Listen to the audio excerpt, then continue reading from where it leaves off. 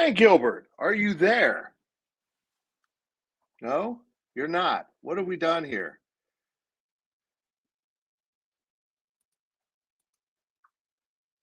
Ryan, are you there? No. Mute, mute, mute. Ryan, are you there? Here we go.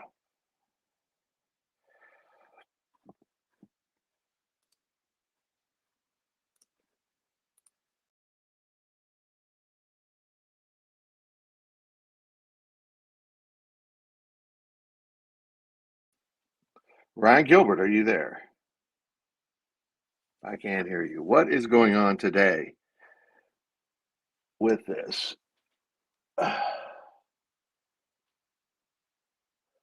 This was the easy part.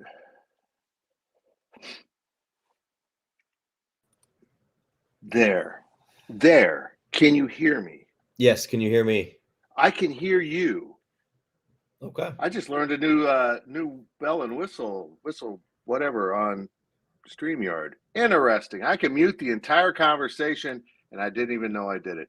I've got so much power here as producer that I can totally screw with the host. Good. You'll need that. You'll need that. I know, because I'm the host, so I can mute my mic at any time. Ryan Gilbert, give me the feel. You're in New York City. Man, give me the feel for what do you wake up feeling this morning? Actually, it's noon in New York right now. Tired? Thank you. Yeah. No. That's it for Ryan Gilbert from New York City. No, actually, breakdown yesterday and everything. You had press conferences, everything that went on yesterday at the Garden. Yep.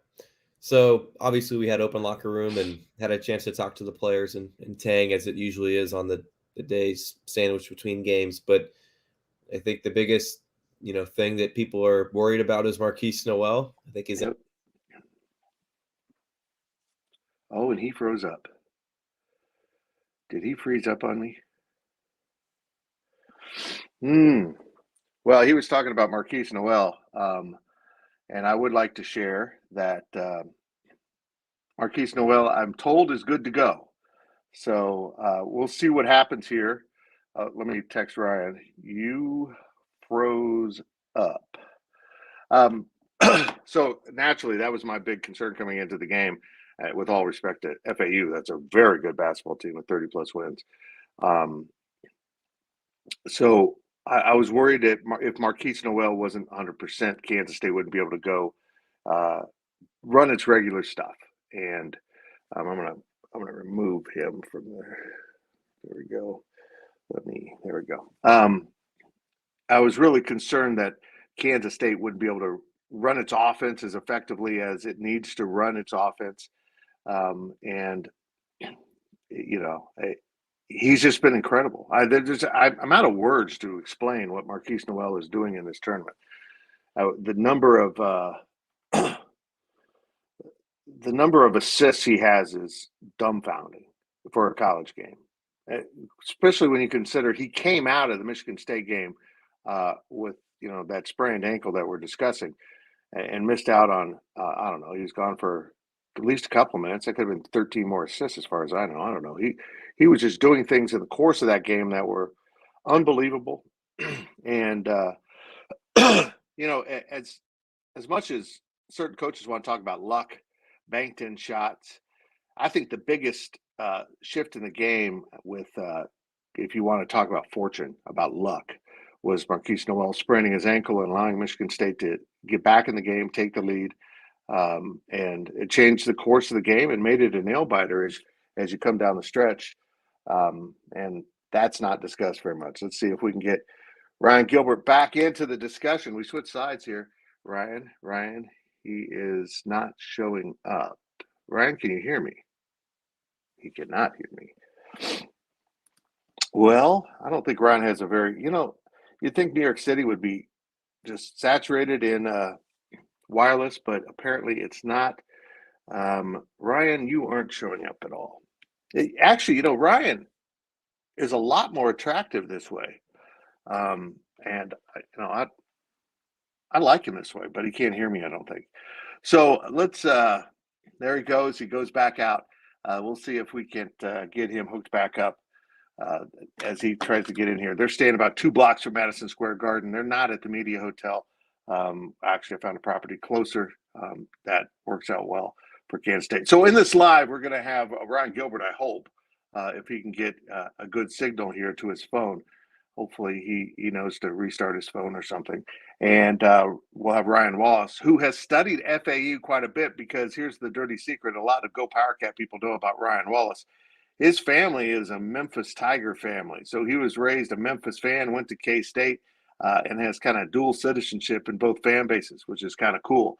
And it works out well for us, because who did FAU beat in the first round to advance into playing what everyone expected to be Purdue, but it ended up being FDU.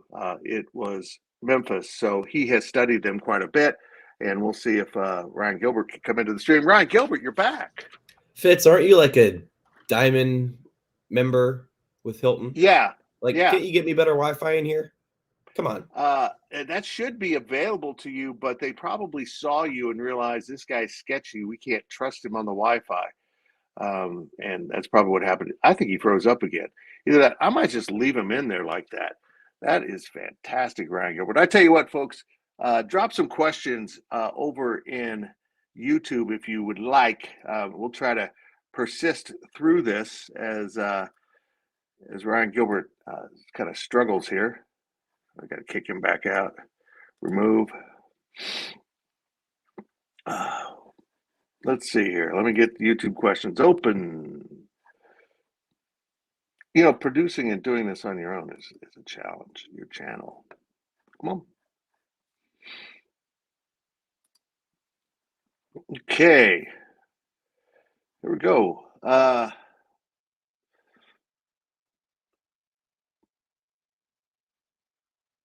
Yeah, that's great. Brad Newitt says, let's pretend today that the front of the jersey says KU, Duke, Kentucky, etc. You are exactly right. I mean, I did my daily delivery, which hopefully went live at GoPowercat. We're having technical issues over there with stories releasing on time. But, this is the 4th Elite Eight in K-State's modern era, with the NCAA tournament's modern era, I should say, since they went to 64 plus teams.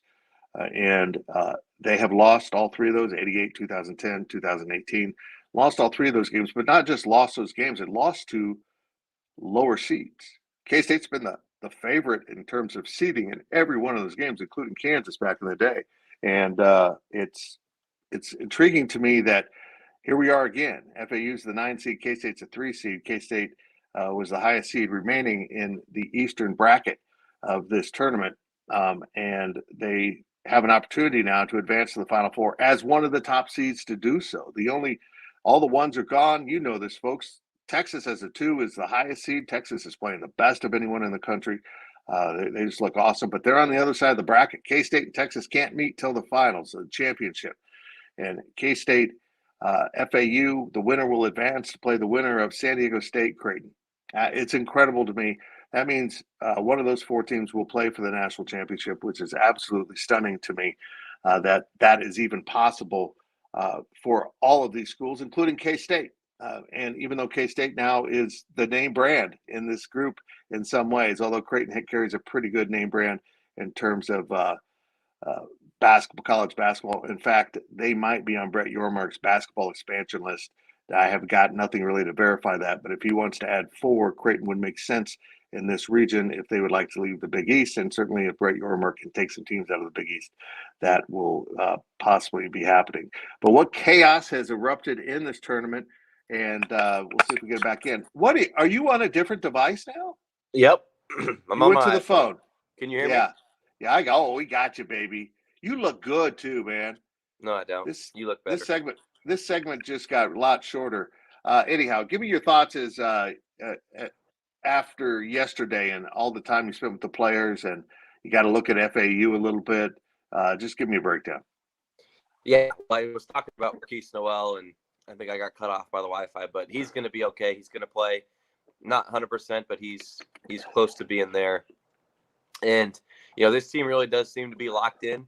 And I think if you're not locked in against Montana State or Kentucky or Michigan State, you're not going to win. So the formula seems to kind of be the same as it's been for the last 3 games, and FAU is certainly not going to be an easy win for the team, though, with such an experienced roster. And, I mean, you look at the fact they've lost 3 games this whole year, so that kind of tells you all you need to know. But yeah, K-State celebrated Thursday night and turned the page Friday morning, and that's kind of been how it's really been all season long with the win or loss.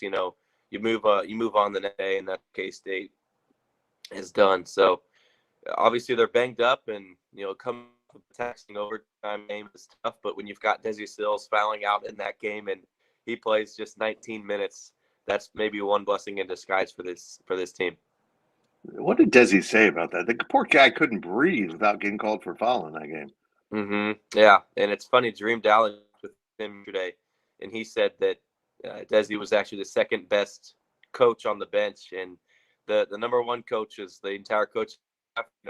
Tang doesn't view himself really as the head coach. They're all one staff, if that makes sense. And so Desi Sills did have a good on the bench, and that's kind of the thing with, even if you're the 6th man, Desi Sills was to start off the year, see things in a different way. You can let the game come to you a little bit and share what you're seeing with your coaches, your teammates, and stuff like that. And so, it would have sucked for him to have ended his college career like that as a senior, fouling out in an NCAA tournament game, but his teammates rallied around him, and he lives to see another day with the rest of his squad. It could be worse. He could be suspended for his last game as a senior, and because someone found a receipt. But that would never happen. Someone getting suspended that way. No AD would do that to his own school. Hey, look, you said they moved on Friday. They've moved on, but boy, they did a lot of media and talking about not FAU, talking about that win over Michigan State, the way Marquise Noel played, 20 points, 19 assists, 5 steals, an epic stat line that has been unmatched in many years in basketball, professional and college. How much of a distraction could this be? I mean, I see them doing all kinds of media, Coach Tang and Marquise together, talking about what's behind them instead of what's in front of them. Sure. And, it can also be a distraction for FAU to be in this spot. I know the game over Tennessee wasn't maybe as thrilling, but, for a team, for a program, who really hasn't won an NCAA tournament game in its entirety of its history, to now go to the Elite Eight, in that fair share of that treatment as well. And I do believe that K-State really is locked. I think that they kind of enjoy the attention they're getting. It's fun to be on such a national stage like this, and for Noel, all the New Yorkers. I get what you're saying. I really do. But the same thing holds true for FAU as well. And so I'm not too concerned about not turning the page. And, I always feel bad asking questions about the Michigan State game because, the focus is now on FAU. But we'll find out here in, 6 hours or so if they really truly are locked in or not. But, you look at the Michigan State game, K-State went up 5-0 immediately. Like, they were locked in there, and first couple minutes of this game, I think, are going to tell us a lot. Well, it's an interesting matchup because Florida Atlantic has looked really good. I mean, this team's won 32 games, something like that. They're just ripping through teams. Give me your thoughts. We'll have Ryan Wallace hopefully in here in a little bit. The way so far everything's gone, who knows? But give me your thoughts so far on what you think about Florida Atlantic. Hopefully, it's got better internet than I do. And yeah. I mean, I'm just the opening act here. You've got the nation's best recruiting analyst, and then, a player whose GPA was higher than his points per game scored, Austin Budke. Like, man, I'm just thrilled to be a part of the show. But FAU, I think, looking at them, they make almost 10 3-pointers a game. And so the storyline with Michigan State was don't let them get open looks because the Spartans were the best Power 5 team in the at 3-point field goal percentage. FAU is a little different. They shoot it a ton. They're not as good shooting it, but I mean, they make almost 10 per game. So you're not going to give up as many great looks, but they're just going to go shoot it and they're going to have fun. And I don't want to say they're going to live and die by the 3, but it's certainly a different end of this talking about the players, but it's still at the end of pointers are going to be big in this game. And for K-State, as much as we love to see Ish Massoud hit more of the three-pointers against Michigan State, I don't know if you can necessarily live by that and count on that. Marquise Noel had a couple where he hoisted up in overtime in the final couple minutes of that game against Michigan State that didn't go in. You can't always rely on those. And, for Kansas State to turn it over 5 in a 45-minute game and only squeak with the overtime victory, turnovers are always key. And if K-State had 15 turnovers in that game, we're looking at a 15-point Michigan State victory in that game. And Spartans only had 2 points off of K-State's turnovers the entire game. And so 3-point shooting for FAU's, absolutely going to be, but K-State just not, shooting itself in the foot, not making those mistakes. And like we always talk about, making the play rather than the fail, so to speak. And so obviously there's a lot of stuff to break down with FAU. Always, they're going to do a great job with that, but shooting's for me. But at the end of the day, a lot of it just comes down to what K-State does or doesn't do. And, you can't put yourself in a bad position. I guess we talked about this. Control what you can control and hope things fall into place. And, all the work that you've put in all season long this is where it pays off. You can't try to make any big adjustments at this point. You just got to trust what works. Well, as we wait on Ryan Wallace, who will be joining us hopefully shortly, one of the big storyline coming into that first game against Michigan State was the New Yorkers coming home, and how would they handle it? Would it be too much? The bright lights of actually playing in the Garden, the Mecca, where all these kids grow up wanting to play there. And oh my God, did they deliver? Tyke Green didn't see the court. Hopefully this will be a game in which he can play. It might fit him pretty well. But boy, I don't know, Ryan Gilbert, if you could have asked for a better response from the 3 guys from New York who did play. Ish was huge. Naquan was impactful, and Marquise, of course, was out of this world. Can they even come close to replicating that? Well, Ish Massoud had the biggest shot of his life against Kentucky, and then he follows it up with probably a bigger game against Michigan State. So he's on the trajectory to have another huge game for the Cats. But, Noel's ankle is obviously going to be something to monitor. But, they talk like being from New York, they got that toughness in them. Marquise always talks. And so they're going to, I don't know if it'll be an amazing game as we saw against Michigan State, but, like Cam Carter even talked about it. He said he feels like he's from New York, just being around these guys. And Keontae Johnson said that he's been to New York before and other guys have, but he's trying to get to Houston, right? Because, that's what means a lot to him. It means a lot for the New Yorkers to get back home here. Keontae Johnson wants to get to Houston. And so, they all are rallying around each other. And it's crazy to think they're 1 win away. And it's crazy to think I could be, one K-State from a road trip with Fitz. So fingers are crossed here. Yeah, that's right. 11 hours in the car with the boss who has prostate cancer. That might become 13 hours with all the stops. But it'll be good bonding time. Like father-son time, Ryan. That's what it'll be like. Yeah. So that's the plan. These 2 out there, Zach, of course, and Gills will be flying back. Zach said he booked the flight. He might have just meant for him and not you, but they'll be coming back. And then if you want to stop by Taco Lucha on Tuesday, they catch the Superstar working there. And then, of course, he'll get in a car with me and Zach and Michael Gonesy Goins to drive to Houston. So it's kind of a mess. We got a lot of background noise, and it doesn't look like you, and it's not me. I don't know. Yeah, I don't know what's going on. Hold on. I muted you. Maybe it is you. I don't know what you're doing there. Is it a rat? Do you have a New York City rat? I've been reading about the brand, the New York City brand the mayor talks about. Did you get a glizzy? What is that stupid name your generation calls hot dogs? Did you get a street corner glizzy? No. Nope. I've gotten a lot of street corner pizzas, but no glizzies. But give me a review of that real quick. There's bats flying everywhere. You got us in a real time. Yeah, I bet. That's what you get for $300 in New York City. It's a dump. It's what an incredible opportunity this is for Kansas State athletics. an amazing opportunity here. I really don't know where this sound's coming from. It is you, and I don't know how it's possibly you as I mute your mic. But I am going to cut you loose here because you sound like crap. Go away. What have you done to this live? You freeze up. Your mic's crap. You've been dinging. You're like, go away. Bye. Oh, let's hopefully Ryan Gilbert or Ryan Wallace, too many Ryans, is ready to go here. We bring him in. Hello, Wally. How you guys doing?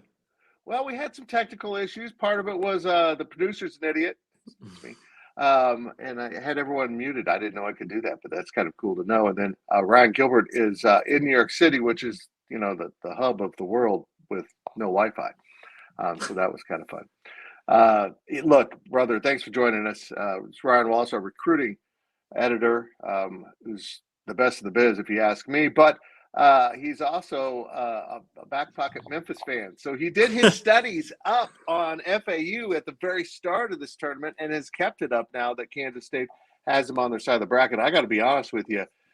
I didn't know much about FAU outside of the record, now how dominant they've been at their level. I really did think it was going to be as my battery's dying. My battery's going to die on this iPad. I really did think that it was going to be Memphis coming out of that side of the bracket. I thought it would be Memphis at this point or Marquette, taking out K-State the round before. But nope, FAU's done business. Give me your overall thoughts on the Owls, a really good team out of South Florida. Well, I mean, first and foremost, I was elated is too strong of a word because I do think when you win 30-plus games, you're a pretty good team. But it was refreshing, and I tweeted this last weekend. It was, or I guess after the K-State win and then after FAU beat Tennessee, it was refreshing to see what I would consider kind of a non-YMCA team that K-State has to face in the Elite Eight. And that's no shot at FAU. They're a high fundamental team, but they're just not built around the fundamental things that we remember from, Butler, Loyola Chicago. They want to get up and run up and down the floor. They want to shoot the three.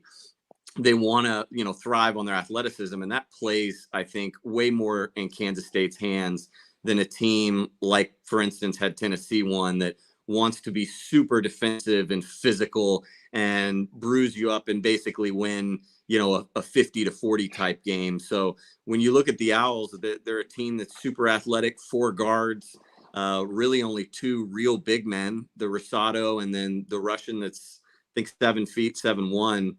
And other than that, they're just a scrappy guard team that, like I said, loves to shoot the three, high pressure perimeter defense. And as I've been saying, that they're a team that wants to go with Kansas State. And again, I feel like Jerome Tang and his team will welcome that. Yeah, that seems like it would have been a good matchup for Memphis too. Am I wrong on the Tigers? It seems like an athletic matchup would have fallen into their playbook too.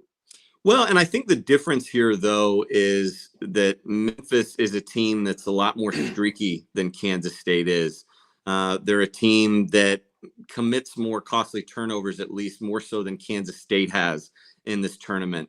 In a sense, I've been thinking about this game, and FAU kind of already has the blueprint for K-State with the game against Memphis because they had a diminutive, terrific guard in Kendrick Davis that they had to shut down, and did so a little bit in the first half. And then Kendrick Davis got going and finished as Memphis's leading scorer.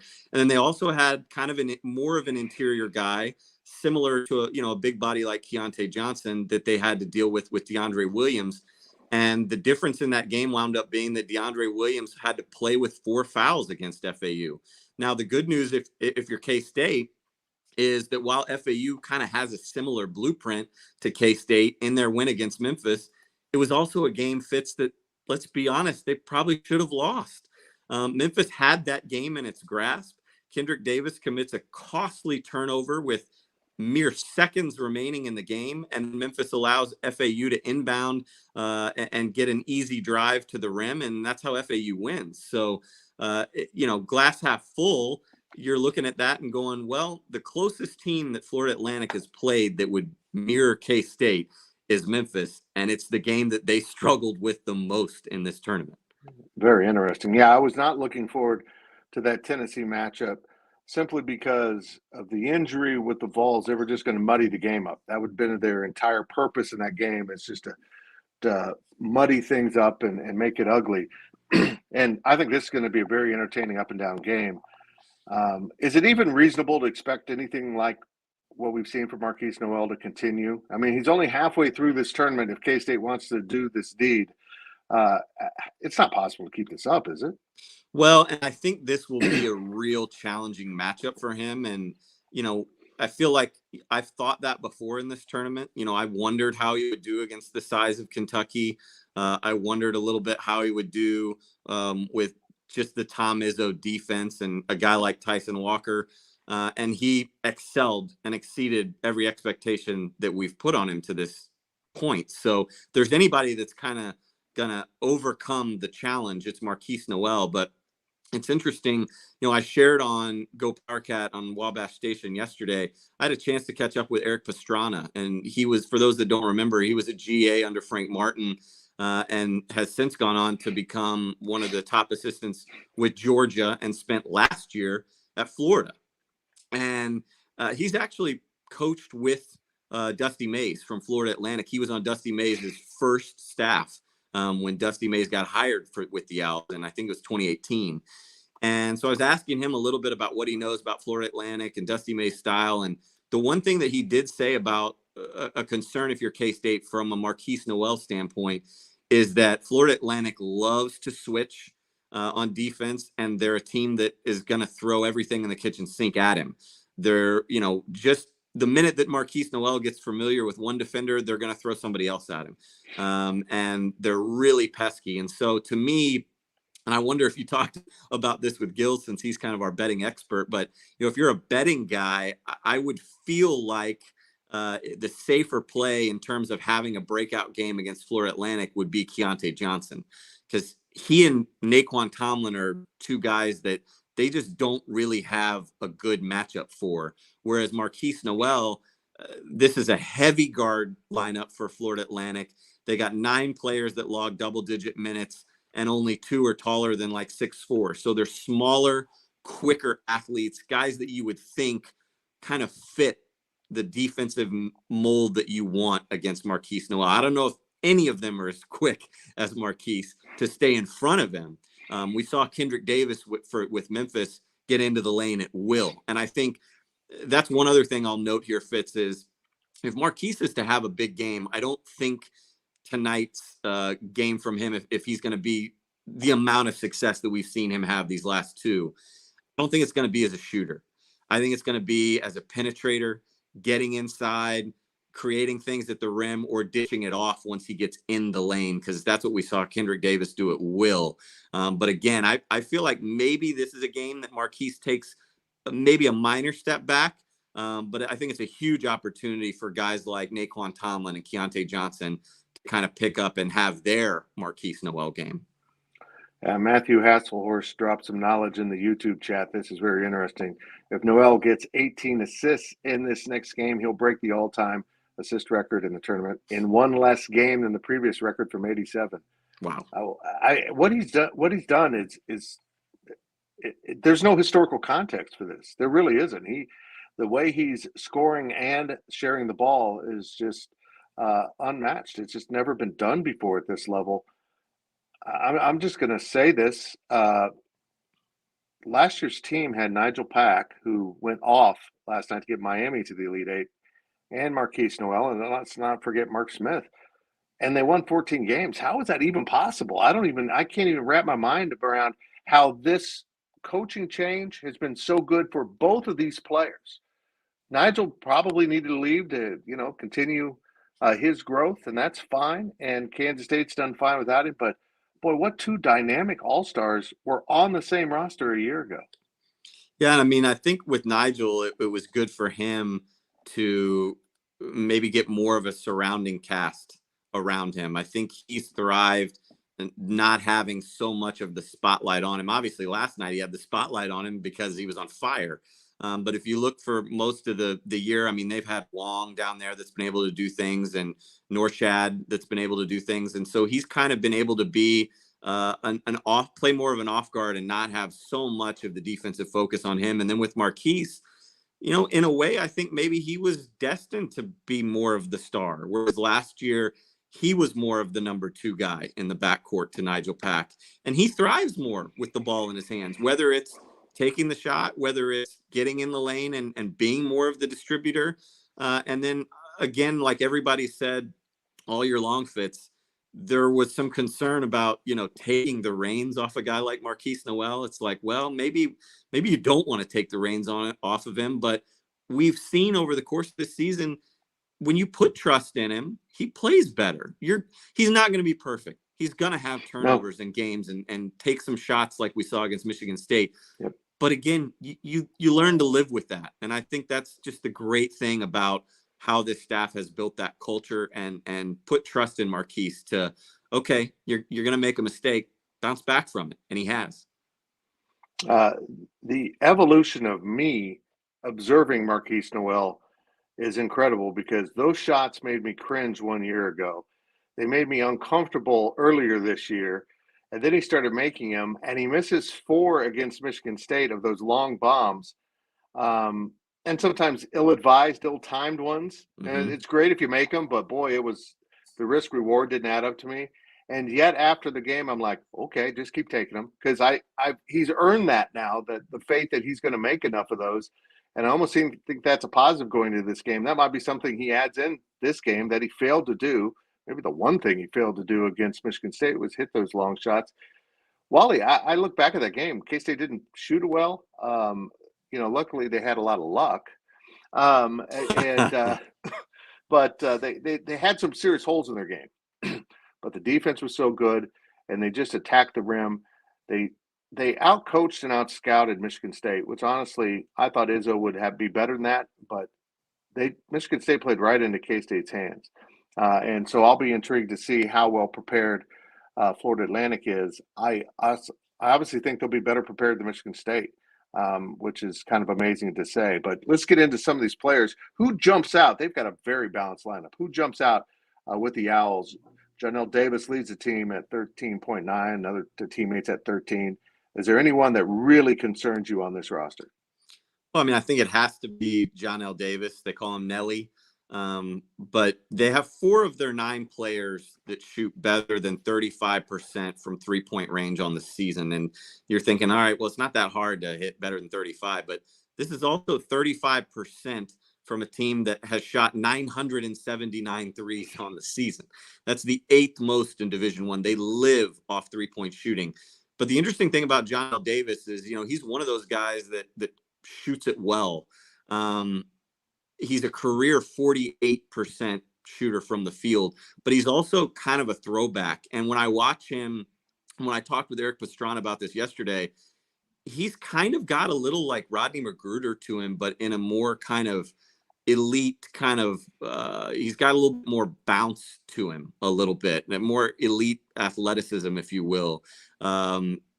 He's a guy that he's going to feel out who's guarding him. And it'll probably be Desi Sills and Cam Carter. But he's a guy that he'll back you into the paint, or he can bring you out on the perimeter and shoot it there. He's probably the one guy, the most dynamic offensive player they've had. I will say, as he goes, it seems like so do the Owls. This is a team that only has 3 losses on the season. But when I went back and looked at the stat sheets from those 3 games, he was dreadful. 13 of 38 from the field. Like I said, he's a career 48% shooter. He was 34% in their 3 losses combined. So you take Nelly Davis out of the equation, so go the Owls. I also think that getting the big man in foul trouble, which is easier said than done. He hasn't fouled out of a game this season, but I think the more you can kind of get him to think about his defense and think about how he's going to rebound, the better. So that's why I said Memphis did a great job in that game with Kendrick Davis of getting to the rim. They weren't able to get him in foul trouble, but it caused that defense to, not be as pesky on the perimeter and try and cover lanes more. And that'll be huge for K-State. The other one that I didn't really think of as a great matchup, but again, Eric Pastrana is a guy that knows a lot more than I do when it comes to basketball, especially these two teams. He is really excited to watch the Elijah Martin, Keontae Johnson matchup today. If you look at Elijah Martin, his background, he had more FBS football offers than he did basketball offers. He doesn't have great size, but for this team, he does. He's 6'4", 210. He will probably be the guy that is trying to guard Keontae Johnson. So he gives up some height and some weight to him. But again, that football background, he's not afraid of physicality. He will not back down. And that is a matchup that I think you could watch early on. It could really be a determining one-on-one matchup in terms of who's going to have the early edge here. I like Keontae Johnson in the matchup. I think he's just more skilled, bigger. And again, if he's a guy that takes it to Elijah Martin is one of those key cogs that kind of does everything for the Owls. So again, that's a matchup to highlight early on. Our friends at ESPN have him listed at 6'2", 210, 6'2" or 6'4". That Keontae still got the edge on him. Yeah. The things that have troubled Keontae this season have been length and strength. That he can out muscle almost anyone. Heck, he took the ball away from Sheboy late in the game against Kentucky, which was rather amazing. It's like taking away. He was the best defender they had that day against Kentucky on Sheboy. Incredible, because of the sheer ability to be strong. And like I said, the things that give Keontae trouble on the offensive end have been length and muscle that he can't get into the lane with. But if he can, his ability to elevate and shoot over the top of defenders. I've made this comparison, and it might make some people uncomfortable, but he's got an element to his game with that pull-up jumper that he's really added now that is Mitch Richmond-like. And not just because of how he does it, but the point of release is so high, it's almost impossible to defend at times when he elevates. So this is going to be something I'm really invested in, is this. And I honestly think if I had to bet one personal player stat, I think Naquan Tomlin is going to have a day. I just think he's a tough matchup for them. And he seems like a kid that sometimes needs that little extra poke, that extra motivation, like getting an early bucket in a game seems to get him going. I think this magnitude of this game will get him going.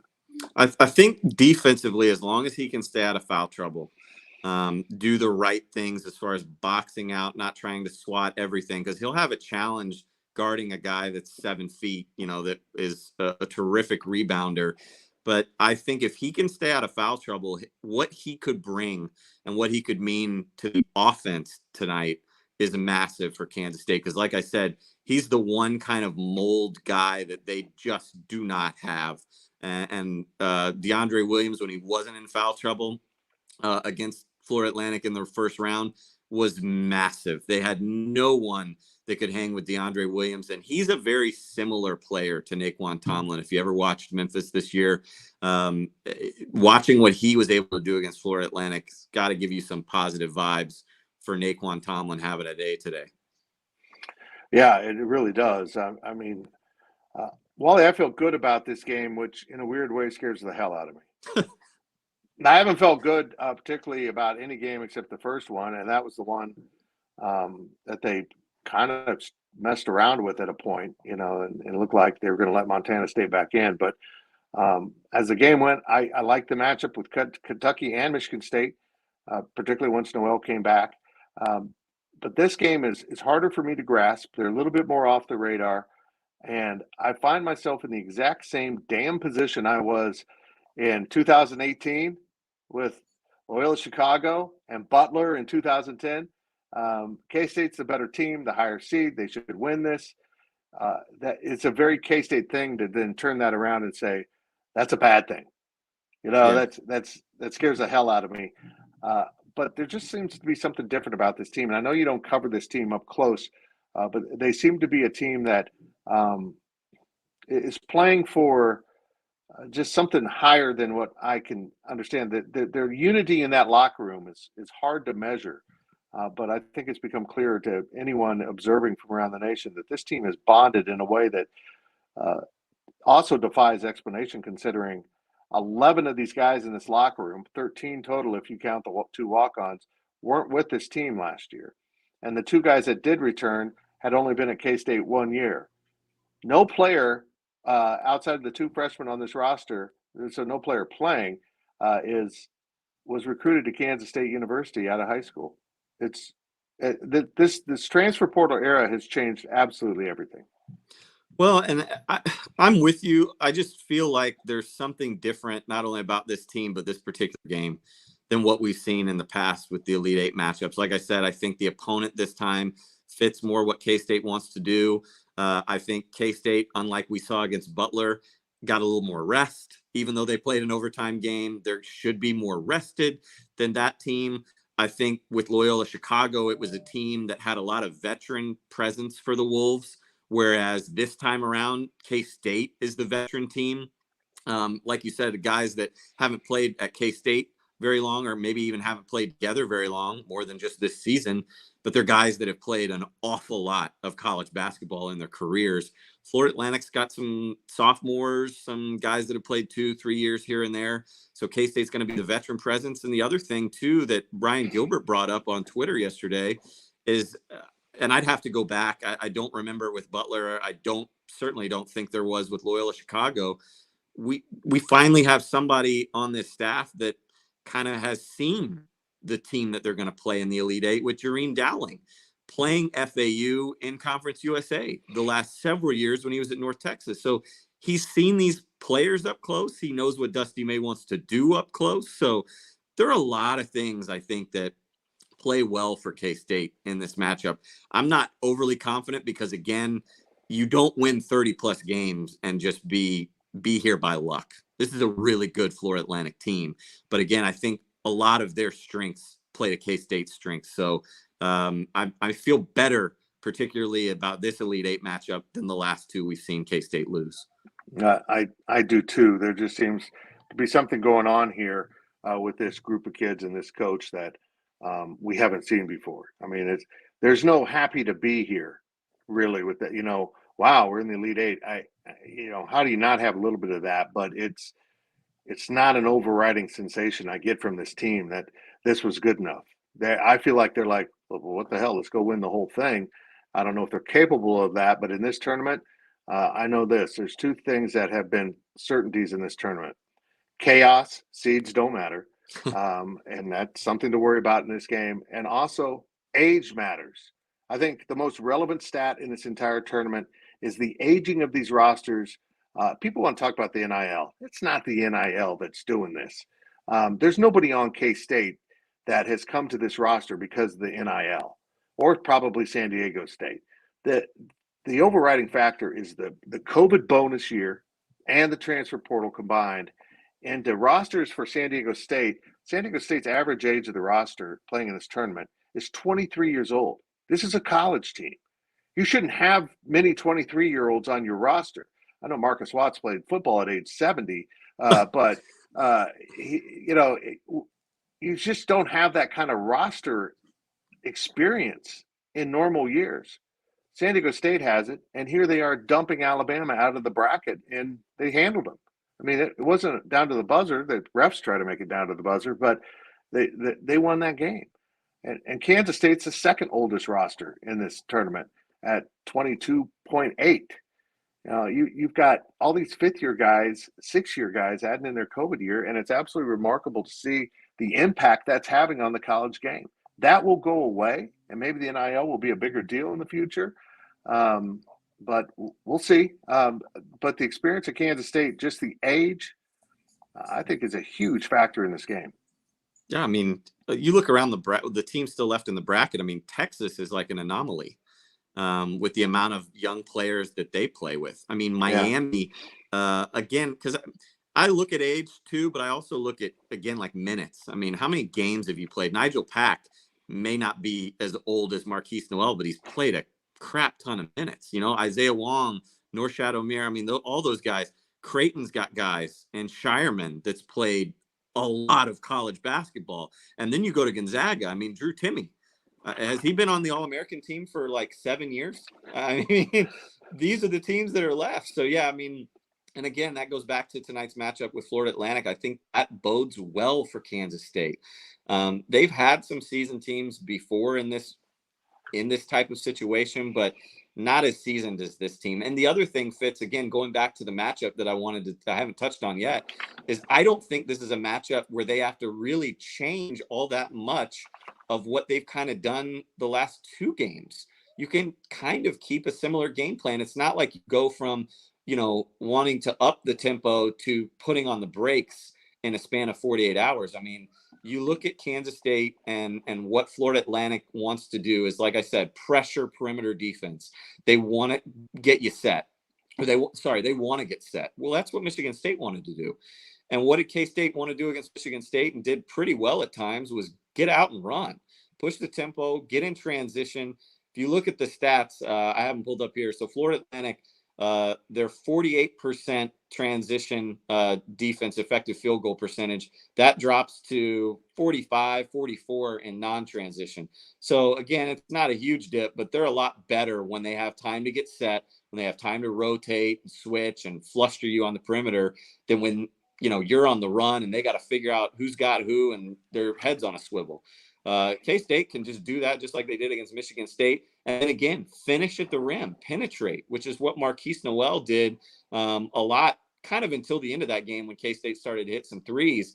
You look at Florida Atlantic, 51% field goal defense at the rim compared to 30% in the mid-range and the 3. They are so much better when they make you a jump shooting team than when you can get to the rim and make their defense kind of cave. And so, again, a lot of similarities I see from what K-State wanted to do against Michigan State to what they can do against Florida Atlantic. All of these things play in K-State's favor. They should win this game, Fitz. I mean, I don't want to put a lot of pressure on K-State because it's March Madness. Crazy things happen. This is a game that if K-State just plays the way they have these last 2-3 games, this is a game they should win. Okay, that sounds great, Ron Walsh. I appreciate you joining us from Kansas City. We've gone New York, we've gone Kansas City, and now of all places to find Austin Budke. Thank you, Wally. Appreciate it very much. Of all places to find Austin Budke, we've got him in L.A., which is an interesting thing. As Austin joins us from vacation, Budke, what are you doing in L.A., man? I'm on spring break. Can you see? Give you a nice little view. I'm at the Westin. No, this is Long Beach, California, where I was meant to be. This is my type of place. No, I'm on a quick spring break. I think I was texting you last night. So my wife is a 7th grade teacher. Okay. And this is her spring break. And so, every year we try to do just a little 3-day getaway when she's on spring break. And so we booked this trip, I don't know, 4 months ago. Did not even think that we would be in March Madness. So we've been all over. We started in Phoenix, drove to San Diego. Now we're in LA. And just so happens I'm going to be on a cross-country Southwest Airlines flight during the Kansas State Elite 8 basketball game today. So no. You're going to have to take control of that plane and make sure you can have that streamed. Just go into the cockpit. They don't mind. Well, I'm going to pay for the $8 South. Here's my plan. I'm going to pay for the $8 Southwest, Wi-Fi, and then I have YouTube TV. And so I think the odds of the Wi-Fi being strong enough to stream YouTube TV is, 15% chance that it actually works. So that's my plan. Don't really have a backup. And so I guess if that doesn't work, then I'm going to land. I think we land at 6 o'clock, 6:30 Central Time. So probably be about halftime. So good. Fingers crossed. Airport bar calls you. Obviously you're like everyone else. It's stunning what K-State's doing in this tournament. I thought, at the start of the season, I thought maybe they'll get in the tournament. And then they started playing well, and I thought, okay, maybe they're pretty good. I don't know how far they go. I even had them in my bracket after the whole season, losing in the Sweet 16 to Marquette. Well, Marquette wasn't there. They caught Michigan State. So much about this tournament is breaks, who you get to play. But I feel like K-State would have taken out anyone in front of them so far. Because, Austin, I can't explain how well this team's playing. How amazed are you at the level of play with this team's performing? I think for me, you're right. Like expectations, like before the season, if you asked me in September, like what K-State is going to do, I think a lot of people would say like if we make the NIT, that would be good. And then I think as the season went along, the more I really understood our style of play, I think it was probably a third of the way through Big 12 where I was like, this team, this team is built to win tournament games. Like this isn't your standard, um, this isn't your standard Big 12 team with huge size and all these athletic guys with big and strong that play this really efficient style offense and defense and hard nose. Like this isn't really good. Sorry, excuse me. This is a really good AAU team, basically. Like they just play like nobody believes in them every game. And that is how you win games in the tournament. I mean, if you look at kind of all the teams that have sputtered out this year, Purdue, Virginia, even I mean, those are like the two big ones. Tennessee, like a lot of people think like those are big upsets they lost. Like, no, all those teams have the same thing in common. Like they play a really structured, organized, efficient style of basketball, which is really good if you want to win 25 regular season games.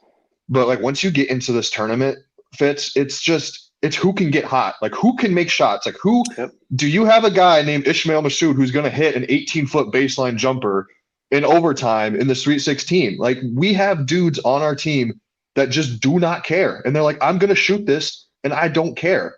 And I think our matchups have been really well so far. I think we matched up really well against Kentucky. And you may be saying like, that's crazy. I mean, they had a guy that probably should have broken the offensive rebounding single game record. And like Shibwe, I mean, he was on pace to break records, but I think their pace of play matched up well with us. And that's why I'll be honest, I was texting some of my buddies. I was actually texting Pearson, McAtee, and Mason Schoen during the Tennessee Florida Atlantic game. And I said, am I crazy for rather wanting to play Tennessee? Like I wanted to play Tennessee over Florida Atlantic because I think Tennessee is one of those games where we would match up so well with them, where like Tennessee is known for their defense. And I think a lot of casual basketball fans would have just assumed like, oh, Tennessee's huge. They're going to slow Kansas State down. Their defense is so good. But like we have shown this year, that doesn't matter. Like we can score at anyone. So when I was watching the game, I was like, man, I think if we play Tennessee, like we can just outgun them. Like we can win a, 68-60 type ball game. But FAU they're different. They play like us. They're even more chaotic, I'd say. They're like a more chaotic version of us, I'd say, just in their sense of it. Today will be a lot of fun. It will be two AAU teams just going at it, and nobody's going to care, and it's going to be chaotic, and I'm looking forward to it. I would tell people to bet the over, but I think everyone knows to not listen to my betting advice because I suck. There's no other word to describe it. I suck. I've made a little money, but it's been a mess. And this tournament's been hard to bet on because of some of the things some of the knowns we have about what happened in the regular season just go out the window for this game. I was talking to Brian Wallace before about how experienced Kansas State is, which is incredible when you think about how they put together the roster. It's the second oldest roster in this tournament behind San Diego State. This whole COVID season, the bonus year, has changed college basketball, hasn't it? I mean, you would be a youngster on this team. Let's be honest. You'd be one of the young guys. Yeah, it is weird hearing. It seems like every other game I watch in this tournament, they're talking about a 25-year-old kid. And I'm like what? Or a 24-year-old kid. And I'm like, that's ridiculous. I think back to like when I was 25, I'm 28, almost 29 now. So I am getting old. But I think like 25-year-old me versus I think my senior year at K-State, I was 22. Like that's a huge difference. Like that is a huge difference. So I think the transfer portal is a big thing. We're not just seeing teams hoard all the 5-stars anymore. And I get really upset listening to like casual college basketball fans talk about how they don't like this season or this tournament because all the blue bloods are gone. And there's not really like that one team that we can, like last year we were spoiled with like Duke, North Carolina in the Final Four. And I think a lot of people that tune into the college basketball during the tournament are like, we don't have that team this year. We don't have that one team that we all want to tune in. The UCLA, the North Carolina, the Duke, the Kansas, like all those teams are gone. And I couldn't disagree more. I mean, any team can go from a 5-win season to a 25-win season like that if you get lucky in the transfer portal. Because and whether, I mean, I think we can all agree that the transfer portal's a little too chaotic right now. There probably needs to be some structure, but I think just as entertainment, like this time of the year, for me, a diehard college basketball fan who just wants to see I love the weird matchups part. Big 12 season is a gauntlet. Every team knows every single player, personnel, play, and it's really just more like a matter of survival, like who can get through the season with like the least injuries and that type of thing. But once you get to like the tournament where we're at now, and just these weird styles of plays of teams from different conferences with different players, different ages, like everything that you and Wally were talking about, like this is where it's fun. And I think I think college basketball probably needs to figure some of this stuff out, because like I said, it is a little bit of the wild west here. But I mean, shoot, man, as far as like entertainment value, I'm loving this tournament, I think, more than previous ones. Is it possible that Kansas State kind of fills this void with, who do you root for, that this team is so likable and how they go about things and a fun brand they're playing, that this might be the team people kind of latch onto? So that's a great question. I was actually thinking about that a couple of days ago. So my answer is I don't know. And the reason I don't know is because my Twitter account got hacked about a month ago. I haven't been on Twitter in a month. And I've been Elon Musk, if you're happy to listening to this, like I could use some help, because your Twitter support group is not great. I haven't got an answer. So Twitter is where I go to like get my sense of like what's the general population thinking about the game, the vibes, like things like that.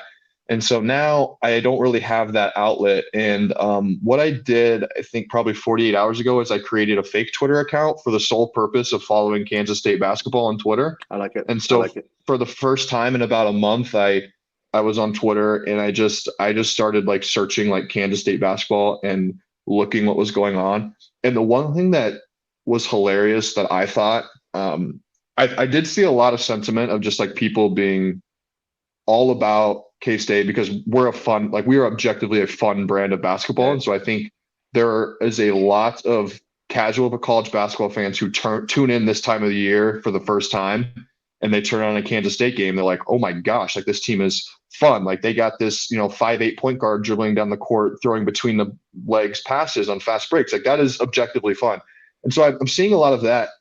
The other thing that I saw that I wasn't expecting to see was, and I think this came a little bit out in Izzo's press conference where he called us lucky. I'm seeing a lot of people almost despise Kansas State because of that. Like, oh, we're lucky. You shouldn't have won. You guys played dumb basketball. And the one that drives me crazy is, Marquise Noel's like 2 35-footers at the end of the game last game. I had friends. One of my best friends is a Penn State graduate, not a huge college basketball fan. He's more of a college football fan. And he texted me and was like, dude, what the hell is this guy doing? Like, why is he shooting this? He's an idiot. And I just texted back and I'm like, dude, he makes those. Like, he makes those all the damn time. Like, and so I'm seeing a lot of people on Twitter being like, oh, Kansas State, they're just getting lucky. They're trying to blow these games. Like, they're not playing smart basketball. And I'm like, this is who we are. We've done this for 30 games, So I think if people just embrace that, like we're going to play chaotic. We play the most stressful brand of basketball out there. I mean, we don't do things in an orthodox manner, which for me, it took me about 15 games to get used to that. And now I'm just all in, and we're going to make some really, really dumb mistakes. That's going to like make you want to pull your hair out. But on the other end, 5 minutes later, we're gonna throw a no-look alley-oop, and it's gonna be awesome. So I hope anybody out there that's doesn't have a rooting interest in anybody will jump on the bandwagon. We got plenty of room. I tell you what, I told Wally I've done such a 180 on Marquise Noel and those long shots last year. No, earlier this year. What are you doing? But I feel like he's put enough in the bank where we can say, okay, I wasn't surprised he took 4. I was shocked he didn't make at least 1, if not 2. Yeah. And that's just kind of what he does, and maybe that's something he'll add in today. I don't know. He's like riding a bucking bronco. I mean, you just hang on. It's a lot of fun. It's entertaining, but once in a while, you're like, "Ooh, that hurt." You know, why'd you go do that? Well, yeah, and for me, the first 15 games of the season were so stressful because we played this boom or bust basketball, which is so foreign to me. Like when I was at K-State, we were the super rigid. We did our thing, and we did what we did well. We did really well, and what we did poorly, we were kind of pretty average at. And I was just so used to this especially on defense. Like we were so disciplined on defense when I was there. Like the amount of scouting, the amount of attention to detail on help side and switches and ball screen coverages was just so structured. In getting this new team where it's much more freelance. There's a lot more, the players can kind of, make their own decisions on the court. It was frustrating to me because I loved all the fun stuff we were doing, all the good stuff, but then every time we did something dumb, I was like, why can't we just do that stuff more in a smart way?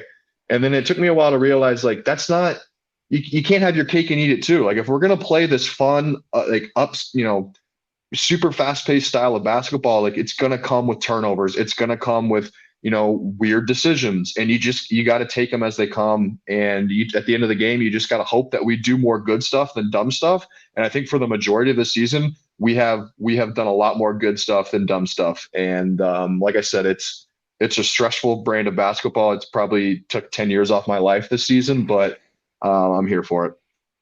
Well, it's pretty fun. Let's see if Kansas State can get to the Final Four. Give me your prediction. Will they beat FAU to advance to the Final Four for the first time since 1964, my birth year? Should they beat them? Yes. Will they? I mean, yeah. I don't want to get too excited. I think we're 1.5 point favorites. I was hoping it would be closer to a pick 'em. Vegas has disrespected us all tournament.